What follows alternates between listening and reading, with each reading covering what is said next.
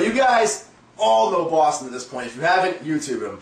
He is the one who's been shedding the light on the darker side of bodybuilding, the side that people don't like to talk about. It shouldn't even be dark, but people don't like to talk about it. It's just the truth and the honesty. People in this industry, there's just a lot of fakes out there, a lot of people that like to hide a lot of things. So basically, this industry is supplement companies hiring the biggest bodybuilders to act like they're using the supplements to get their size, when in reality, it's not. This is going to be cool because this is going to be a full interview with Bostin Loyd, who recently just won the overall at the NPC Contra Costa, a huge show out in California. It's one of 3 major regional size shows out there. He's been competing for a while, since he was a teenager, and he has been doing a lot of videos called The Untold Truth, where he breaks down his entire cycle of steroids, GH, peptides, everything he uses, breaking down what bodybuilders generally use. You basically break it all down, and you did the famous 1-year steroid transformation, right? Yeah, that blew up. And you guys have seen names like Furious Pete doing reviews on it, responses to it.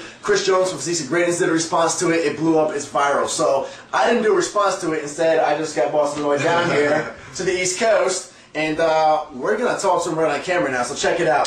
This is what a real interview with a real NPC national level or almost national level bodybuilder should really sound like. Anytime you ever see an interview with a magazine or a TV or an online series with a bodybuilder and they're talking about diet this and training that. Diet and training is huge, we all know that. But here's what a real interview would sound like if all bodybuilders in the fitness industry were dead honest with you. Exactly. So Bostin, my man. First question I have for you is, what is the difference between steroids and all the other stuff we talk about? Steroids, PEP, human growth hormone, IGF-1, and how important are steroids? The reason I ask is because all you hear in high schools and in the media is steroids, this, steroids, that. Everyone's like, oh, he's on steroids. Yeah. And I feel like a lot of beginners look at a huge 300-pound monster bodybuilder and they just think in their heads, oh, he takes a steroid and a steroid got him that big. I get that. That's thrown around a lot, steroid. What builds freaks, guys, is you can't keep taking more and more steroids. You only have certain receptors in your body. The thing that brings the freaks is the high amounts of growth hormone and high amounts of insulin these guys are using as far as IGF-1 and certain peptides. The best peptide obviously is IGF-1 LR3 for that. But what brings freaks, obviously steroids is a big part of it, but with just steroids you can only get so far. It's the insulin and the growth, which, insulin shuttles nutrients in the muscle way faster than would on normal. If you were just, eating your food without insulin. And also the human growth hormone is also just going to bring everything. Basically, all of the above. There's a lot of people who have great genetics that don't even need insulin. They're super sensitive as it comes, and they could get, they could use their foods and optimally time it. But those two are what builds the freaks.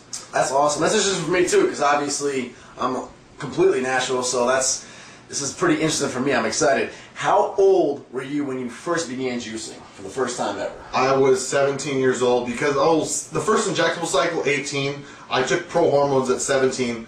They were legal at the time, but they were still steroids. They're basically pro hormones. They're still synthetic. You're throwing them in your body. They're anabolic steroids. So I would say the first time I ever started was at 17, and I've never really came off since. Pro hormones are basically just they're steroids that need to be converted, right? Exactly, but honestly, when they hit your system, they're still a steroid. Right. All right. So, what was the first cycle that you ever did for injectables then? I actually got ripped off at a gym. Yeah, Powerhouse Chatsworth actually. I was like 17 years old, asking everyone where I can get steroids at.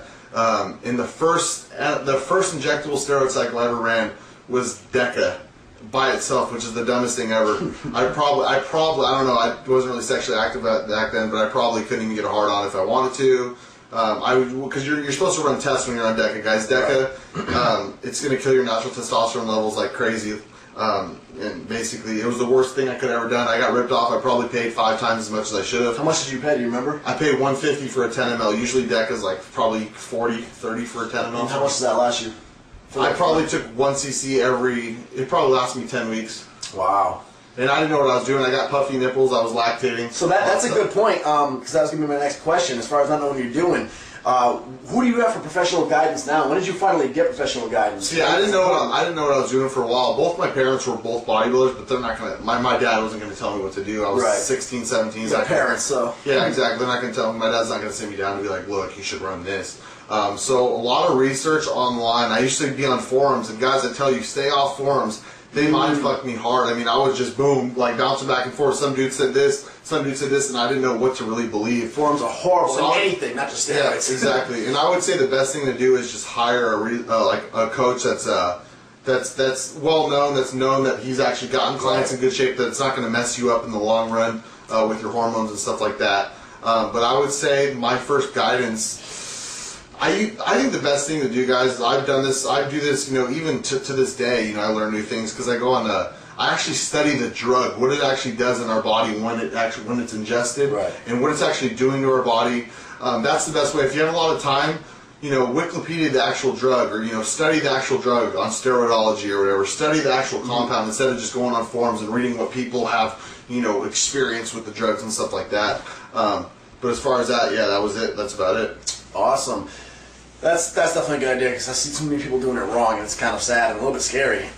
When you first did your first, let's go way back when you were 17 again. You're doing the orals. How quickly did you see strength gains and size gains? Right away. I went from I wrestled the 171 class when I was 17. I took my first cycle, Superdrol, it's an oral steroid basically. I went from 171 to 230 in 4 weeks. Wow, 230. And my bench went up to 80 pounds. That was my first cycle. So usually when you get on a first cycle, guys, you guys are going to put on 20 to 30 pounds, no matter if your nutrition is on check. I've had guys that have horrible nutrition. Yeah, I've had guys with horrible nutrition that I know that they take their first cycle, they put 20 pounds on no matter what. Wow. But to get past that point, obviously your nutrition has to be on point. Right, you begin to plateau. Exactly. All right, so what was the difference when you first moved from oral pro hormones to the legitimate steroids that you were injecting? Less side effects. That's the number one thing, guys. Less side effects. Oral pro hormones, I actually, at times, I'd feel my kidneys aching and stuff like that. Just like doing some cable stuff for my abs, I'd feel a lot of pain. My piss looked really toxic. Like my piss was like an orange. You could just tell I wasn't healthy.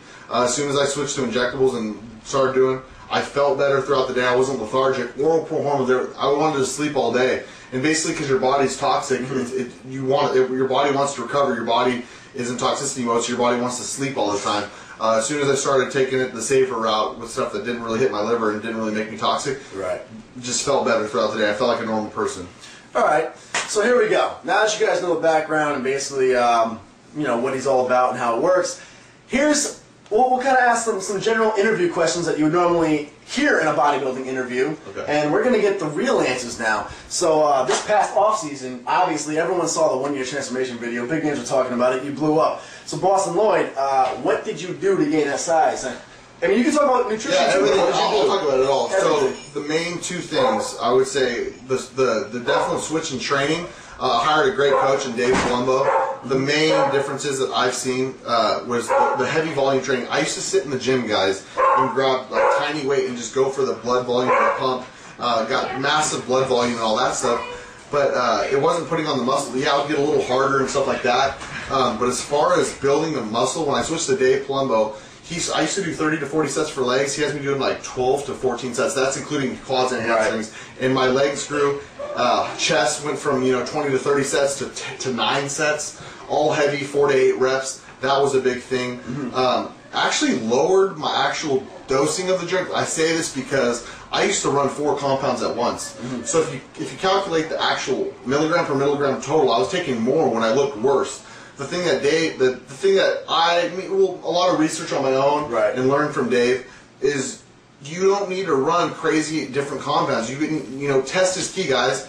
Test is key. So, high test with, something like EQ or DECA that's also anabolic, that's going to bring the gains. And this keeps you non-toxic. Non-toxic means you feel better and you can eat your meals. Some guys take D-bol and Anadrol. It takes them hours to eat. With me, if I'm non-toxic, I eat my meal 5 minutes, I'm in and out. The digestion of the food is a little bit better when you're able to, when you're not sitting there just like gagging on food. And I got to the point where I was puking my meals up. So the main change, guys, is a switch from not overtraining. I was overtraining before. In and out of the gym in 30 to 45 minutes, guys. And the big difference is high test and just one other compound in off season. When you come for pre-contest now, you're running 6 or 7 drugs. All right, yeah, we're going to get into that in 1 second. Definitely want to get into the pre-contest, but before we get off the bulking, how many, you said you're only taking just no more than 4 compounds, or you were taking 4 compounds in the beginning, now you're taking just 2. I was in off-season, I would do about 4 to 5, maybe even 6, including the orals, and I switched to just 2. So what was your best stack for bulking? For the one-year transformation, Yeah.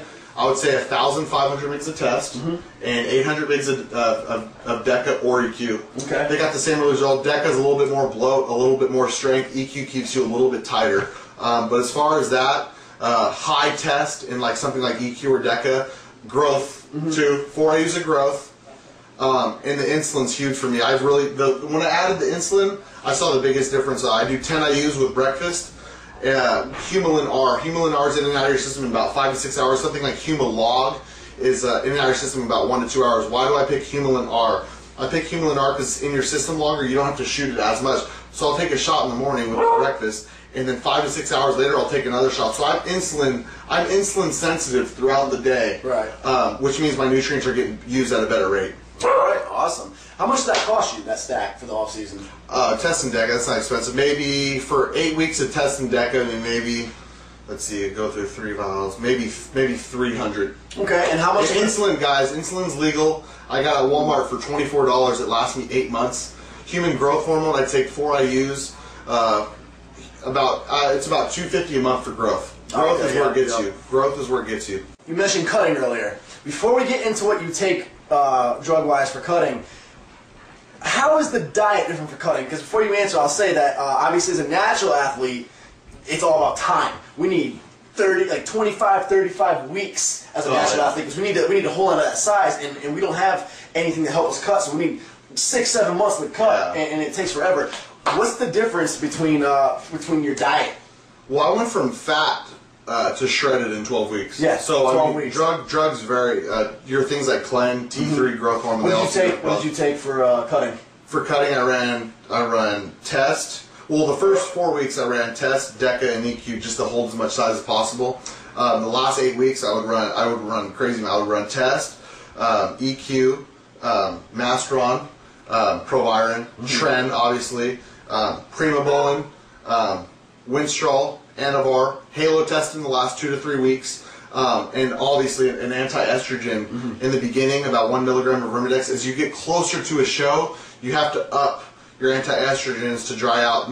Some people don't. Me personally, I hold higher estrogen. I need to run stuff like Letrozole and Nolvadex and all those little drugs. But I'll run about 6 to 7 different drugs pre-contest. Wow! And how much does that cost you?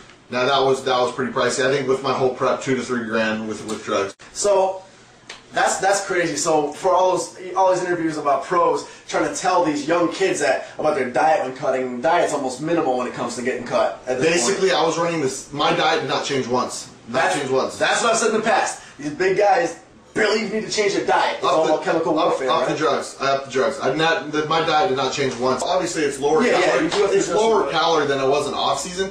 But basically, the drugs kept changing my physique. Whether it wasn't the diet changes, it was the difference in drugs that changed my physique. Upping the thyroid, upping the Clen, upping the Tren. All these things are what really changed my physique. And they say that because obviously like a natural guy like me, and I've used if it fits your macros, all that stuff.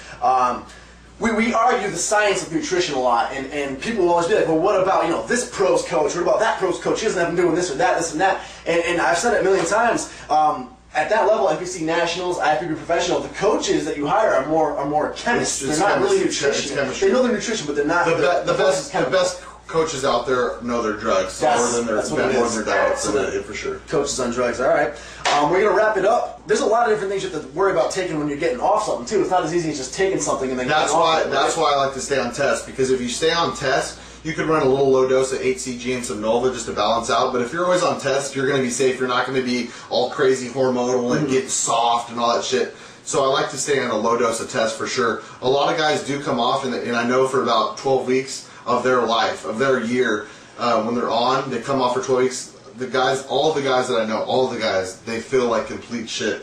They want to get back on, but they know mentally, a lot of people think it's for health. But honestly, if you think about your health, why would you want your hormones going like this all the time, even when you're balancing out? Just stay on a low dose of test. You're shut down anyways. You're basically replacing what your natural test would be producing if you never touch steroids. All right. So you're basically taking a little bit of a break from all the chemicals, but you're not, you're keeping your hormones in whack. What do you say you spend a year between bulking and cutting? Say it's a year you do a competition and you bulked and you cut. What do you say you spend a year? Like this past on year? Everything. Food included? No, just on the drugs. On the drugs.